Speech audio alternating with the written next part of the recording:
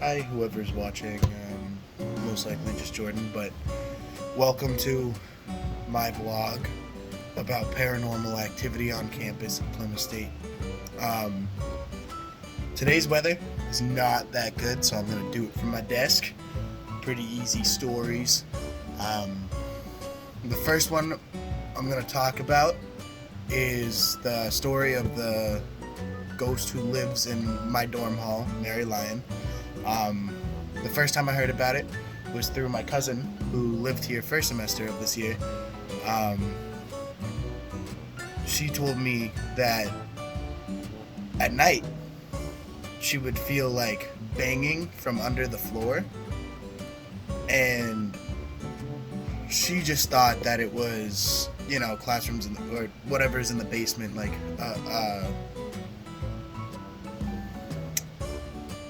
the boiler room. That's what it is. Um, but her roommate ended up telling her that the only thing that was under her was empty classrooms, so there was nothing to bang on the ceiling. And she found out from one of her friends that there's a ghost in here named Nick, and Nick likes to shake beds, go crazy, and apparently steal things. So he stole all of the remotes from my cousin's room. Her roommate didn't know where they went. She didn't know where they went. Gone. Just completely gone. Other than that, there has been a few people in here that have seen sightings of something unnatural and talked about a ghost experience, which is pretty cool. I mean, to have a ghost in your own dorm hall is pretty sick, as long as they're not doing anything bad, Might as well talk about the one in the hall across the way there, Blair. In Blair, I heard this from one of my friends that lives in there, who heard it from the community.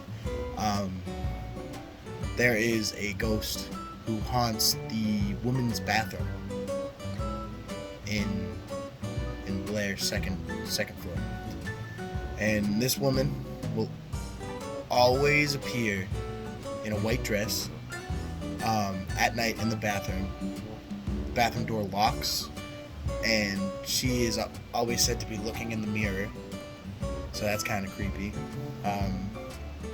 There have been multiple spottings of her throughout the years, and even this year I've heard that there's been spottings of her, so that's pretty intense. I mean, trying to go to the bathroom and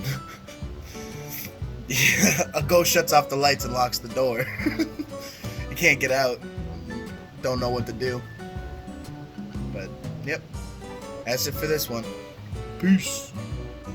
What's good? It's another snowy, crappy day out here in Plymouth. What am I here for? Oh, talk about ghosts, right. So, I don't remember. I think I covered Mary Lyon and Blair in the last time I was here. So, which one? I guess I should do Rounds Hall next. So, Rounds Hall, I have not heard too many stories about. All I've heard is that it is, in fact, haunted, like most of the campus here. Yeah, I haven't heard too much about Rounds Hall, so I'll get into my own experience. So this happened last semester with Jack McGar and my two friends Cora and Jillian. So they still had the tent up for outdoor eating, and we were all sitting under the tent. It was probably 11:30 at night. There wasn't too many people out. It was probably a Tuesday. We were just enjoying the nice weather while it lasted, being out there hanging with friends. And Jack and I decided to take a little adventure over to the bus stop across from Geneva Smith. And we were doing stupid stuff. We were trying to see if we could get a rock to the the very top of Geneva, like above the 7th floor. And we were throwing it outside that had no windows. It was just a brick wall, so there was no damage that could have been done. But while we were in the process of doing this, I heard footsteps behind me. And so I thought it was Cora or Jillian coming up to say hello and whatnot. So I went to turn and talk to them. But when I did, there was this black, shadowy figure right behind me and above my shoulder. And when I turned and looked at it, it backed up and almost gasped. Like, it was really fucking creepy. Really creepy. And the creepiest part was Jack saw it too. So we were both a little kind of like, what the fuck was that? You know? Never seen anything like that before. It was creepy to us, was new to us, didn't know what to do. About 30 seconds later, after us just kind of like giggling about it, like, what was that? We both heard a blood-curdling scream. Something like, you would hear it across campus. It was big, it was loud, it was like someone was getting murdered. We freaked out, ran back to the table, and asked Jillian and Cora, who were sitting there still, only about 50 feet away from us, if they heard the scream. And they said no, they did not hear a scream at all. So that's also weird that both me and Jack witnessed both of these things, but the people 50 feet away did not. So yeah, that's my story for today. Peace. Hello. Welcome back. Same spot. Seems like the best day to do these are on days that don't want to go outside, funny enough. When I'm outside, I'm usually bored, or not bored, busy. So, on nice rainy days like today, I get to do the vlog. Well, where did we leave off here? Oh, my personal story, I think, was the last thing I said. Yeah, that was crazy. Yeah. Anyways, today I will be talking about stories that Ascent instructor Paul Maraska had generously shared with us, since he is the head of the Paranormal Activities Club on campus. But the building he works in, the Silver Center, used to be home to a famous abolitionist here in Plymouth. And yeah, it was where the Silver Center is, used to be his home. And he ran the Underground Railroad through it. He had a lot of freed slaves that he would hide in his house. There was a lot of cool things like that. But once the house got too old, they needed to put a building there. The school tore the building down, built this beautiful performing arts center.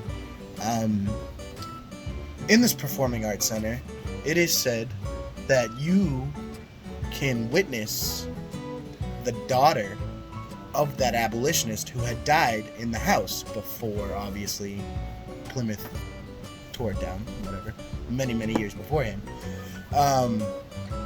And Miss Paul was telling us that janitors and whatnot would be working late shifts and see a woman in this window that is above a hall. And this window was where her old room used to be. So, and he said that mostly it was female janitors who would see her. But they would be walking by doing their job, and they'd look up and see a woman in an old white dress there. I don't know if that has any correlation to the same woman in Blair. I have no idea. But this woman is the daughter of the abolitionist. She died there. She roams the halls. Doesn't seem to be mean at all. But then Paul also said that there's another ghost there who people don't like. Plays jokes, doesn't like people. Just a more intimidating ghost, I guess. So that's kind of crazy. I think it's insane how much paranormal activity is on this campus itself. I don't know why. I don't know if there is some Native American holy land that this place, Plymouth, was built on, or if this spot in the world is just enhanced with spiritual energy, or whatever nonsense. But I am a big believer in all of the paranormal. I mean, it's cool. I hope it's real. So to see all these sightings and to hear all these stories and to even have witnessed it myself at one point is actually really, really cool to me, because like I've never really experienced anything paranormal other than at my grandparents' house. But that was something I grew up with, normalized, like, oh, there's George, whatever, he's doing his thing. But here it's like all different stories, all different experiences, some bad, some good, some like just makes it feel almost more real, like it's actually here, and there's things here watching us, ghosts, spirits, demons, whatever, It's just a cool idea to have in my head to almost understand the things that I don't understand, like where my pillow went. I have no idea where my pillow went. It was there one night, slept on it, had fun, went out the next day, came back to go to bed, pillow gone. I don't want to think someone came into my room and stole it, because I'm not trying to be that paranoid person. But it is nowhere in the room. I have torn it up and down multiple times. My pillow is gone. My pillow is deceased. And until I find this pillow, I am convinced that Nick has stolen it, the ghost of Mary Lyon. Because I'm not trying to put myself in a mindset where real people were in my room, because that is even more creepy to me than having a ghost in my room.